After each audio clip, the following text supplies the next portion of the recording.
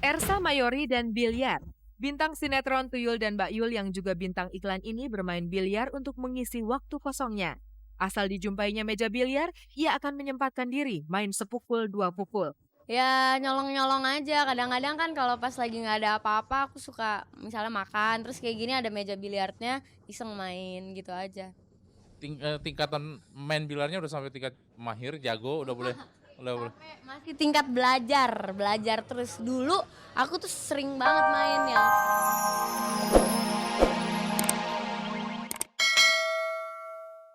Halo, apa kabar?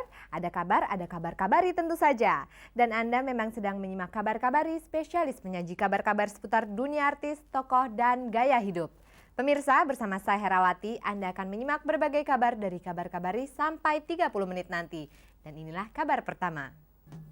Pemirsa, kabar pertama ini kami isi dengan Syahnas Haq. Si bungsu dari keluarga Haq ini kami jumpai hari Jumat lalu di Ancol. Sore itu ia sedang punya kewajiban di situ. Tapi kewajiban-kewajiban lainnya dalam hidup ini tentu saja tidak dilupakannya. Kegiatannya sekarang masih sibuk untuk mensosialisasikan program Indonesia Maritim 2000 untuk anak-anak SD buat mereka mencintai laut. Kemudian selain itu masih menjadi presenter untuk 2 stasiun TV, yang satu acara kesehatan, yang satu acara kuis. Kemudian hal yang lain masih sibuk untuk mencari pasangan yang sangat ideal untuk bisa dikawinin sama saya. Itulah masalah besar bagi Syahnas Haq, soal jodoh. Tapi untuk yang satu ini memang tidak mudah.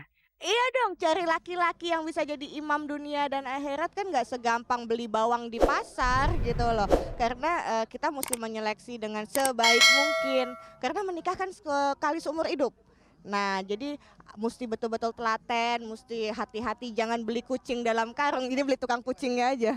Syahnas Haq tidak main-main. Ini juga nasihat untuk Anda yang sedang frustrasi mencari jodoh. Yang penting, jangan ngawur. Saya sih nggak mencari laki-laki yang sempurna, tapi saya mencari laki-laki yang benar. Saya tidak mencari laki-laki yang pintar, tapi saya mencari laki-laki yang cerdas. Saya tidak mencari laki-laki yang kaya raya, tapi saya cari laki-laki yang punya uang. Jadi adalah suatu hal yang mesti betul-betul diseleksikan dengan baik gitu loh. Yang seperti saya bilang bahwa agamanya mesti bagus lah yang pertama. Agamanya mesti bagus, kemudian dia punya kebijaksanaan yang luar biasa. Karena saat ini banyak banget orang pintar tapi tidak bijak dalam hidupnya. Bagaimana dengan kamu sendiri? Apakah kamu juga sudah merasa bijaksana? Orang yang bijaksana pasti bisa memberikan jawaban mengenai seks sebelum nikah. Kalau pendapat saya masalah seks pranikah ya, seks di luar pernikahan itu tergantung tanggung jawab dari pasangan tersebut. Kebanyakan perempuan Indonesia kan kalau lagi hubungannya langgang dia tidak akan teriak gitu loh. Tapi kalau pada saat mereka putus dia akan bilang, oh gimana saya sudah tidur sama dia. Nah hal-hal semacam itu kan tidak bijaksana. Jadi saya pikir saya menghargai orang yang melakukan seks di luar nikah walaupun saya tidak menyetujui itu gitu loh. Karena sejauh kalau dia bertanggung jawab dengan apa yang dia perbuat artinya dia sudah mendapat pendewasaannya sendiri. Itu tadi pendapat Syahnas Haq tentang seks pranikah. Berikut ini pendapatnya tentang kawin cerai. Mengenai kawin cerai saya rasa itu susah ya karena kan kalau menikah itu komitmen bukan hanya dengan pasangan kita tapi di depan Tuhan gitu loh. Saya tidak mengerti jalan pemikiran orang yang kawin cerai karena apakah dia tidak ingat waktu dia berjanji itu janji dilihat sama Tuhan gitu loh.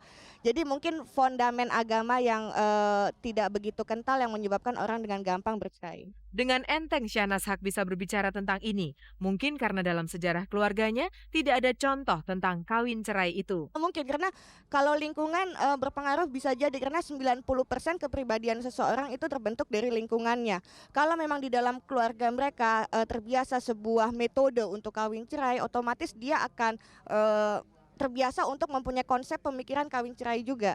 Nah di keluarga saya tidak terbiasa konsep seperti itu. Jadi sangat susah untuk saya menikah karena saya takut bercerai.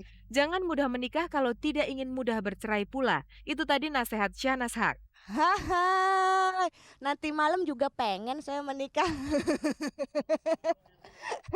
Begitulah Syahnas Haq yang memang suka ceplas-ceplos. Tapi itu luarnya saja. Di dalamnya ia adalah anak muda yang sudah berpikiran matang. parameter saya adalah di bawah umur 30 tahun kita mesti menikah, karena wanita di bawah umur 30 masa reproduksinya masih golden age gitu loh. Nah, jadi saya masih berharap, saya tahun ini 28 tahun, jadi saya masih punya spare time 2 tahun lagi untuk mencari-cari gitu loh. Semoga dalam 2 tahun ini Syahnas Haq bisa memperoleh apa yang dicarinya. Pemirsa, tentu saja Anda masih menyimak kabar-kabar dari Kabar Kabari, spesialis penyaji kabar-kabar seputar dunia artis, tokoh, dan gaya hidup. Berikut ini kabar lainnya yang sayang kalau Anda lewatkan. Di Rumah Sakit Pondok Indah, Jakarta, lihatlah nama yang tertera di deret paling atas ini, Nyonya Ruli. Ia tidak lain adalah Nita Tilana, istri Ruli Amada.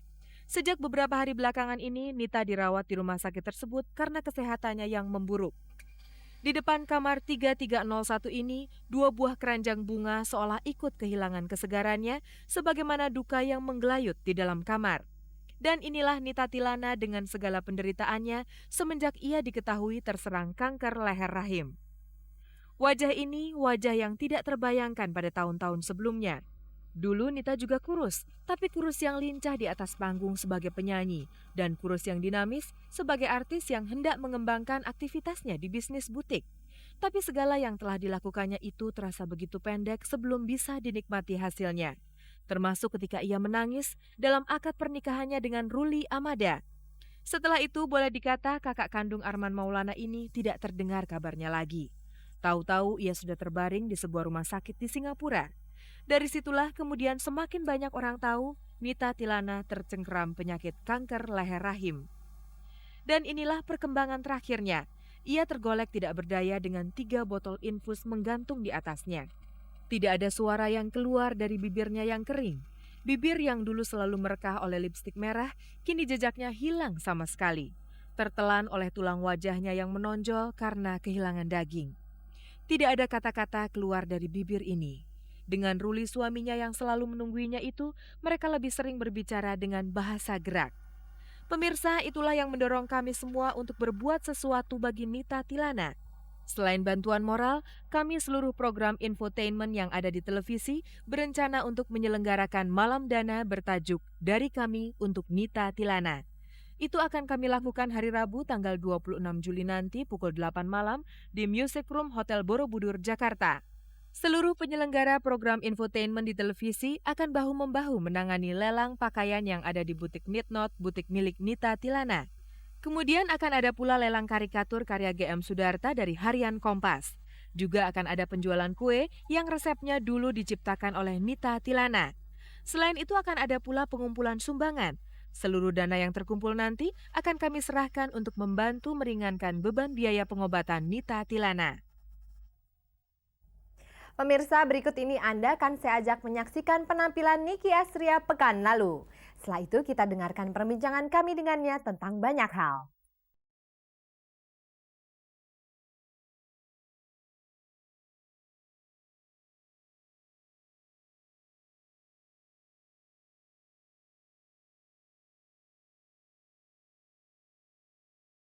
Pemirsa, ini adalah pertunjukan tunggal Nicky Astria pekan lalu di News Cafe. Ada 3 hal yang kami catat dalam pertunjukan ini. Pertama, kami jumpai hal yang sangat tidak biasa pada penyanyi rock yang penampilannya selalu tergolong santun ini. Tapi pada malam itu, kami lihat sebuah tato palsu menempel pada pusar Nicky Astria yang samar-samar terlihat di balik baju kembennya yang bagian bawah tembus pandang. Ini sungguh tidak biasa pada Nicky Astria. Dibanding rocker perempuan lain, Nicky selama ini tergolong tampil sangat santun. Ia cukup mengandalkan kualitas suaranya yang bagus hingga reputasinya bisa tahan bertahun-tahun sebagai penyanyi rock. Bahkan sampai saat ini masih disebut-sebut sebagai salah satu rocker perempuan kita yang terbaik. Dengan suaranya yang prima, Nicky tidak perlu membuat sensasi di atas panggung. Istilah Nicky tadi, suaminya geli melihatnya. Sebaliknya, Nicky juga geli kalau ditonton suaminya. Walhasil, kemanapun Nicky menyanyi, ia selalu sendirian.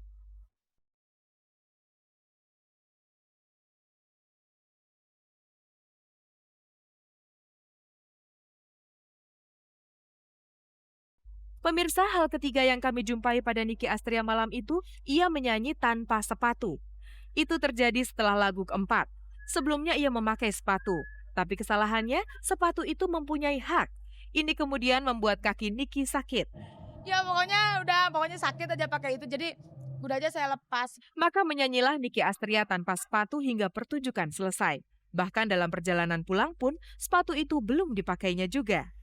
Demikianlah pemirsa 3 hal yang kami lihat pada Niki Astria malam itu. Tapi di luar itu, Niki masih tetap tergolong rocker perempuan terbaik yang kita miliki.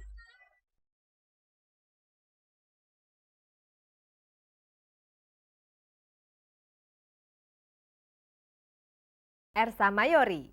Pemain sinetron ini kami lihat sedang bermain biliar dan itu adalah salah satu caranya untuk membuang waktu. Ersa Mayori dan biliar. Bintang sinetron Tuyul dan Mbak Yul yang juga bintang iklan ini bermain biliar untuk mengisi waktu kosongnya. Asal dijumpainya meja biliar, ia akan menyempatkan diri main sepukul 2 pukul. Ya nyolong-nyolong aja, kadang-kadang kan kalau pas lagi nggak ada apa-apa aku suka misalnya makan, terus kayak gini ada meja biliarnya, iseng main gitu aja. Tingkatan main bilarnya udah sampai tingkat mahir, jago, udah boleh. Masih tingkat belajar terus. Dulu aku tuh sering banget main yang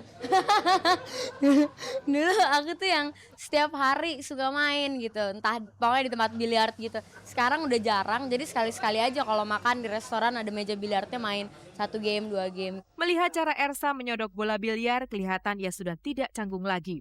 Itu artinya ia memang sudah cukup lama akrab dengan permainan ini. Teman-teman artis yang biasa main dengannya antara lain Tia Ivanka, Donna Harun, dan Jihan Fahira. Jihan jago. Padahal bergurunya mulainya sama, enggak? Enggak, duluan Jihan. Dulu malah aku awalnya Jihan main, aku ngeliatin. Lama-lama aku belajar, lumayan. Pemirsa, kalau Anda ingin mencari Ersa Mayori, kemungkinan besarnya hanya di 2 tempat. Di lokasi syuting atau di rumah biliar. Biasanya dalam satu kali main tuh bisa menghabiskan berapa koin? Kalau kayak tempat-tempat kayak gini kan koin paling 3 koin, 4 koin gitu. Tapi kalau di tempat yang jam-jaman gitu, aku bisa 3 jam, 2 jam, 3 jam, 4 jam. Rekor pernah 8 jam. Sama Tia berdua udah kadang gila dari pagi main terus tahu udah 8 jam. Tahu pas mau bayar kita nggak bawa duit.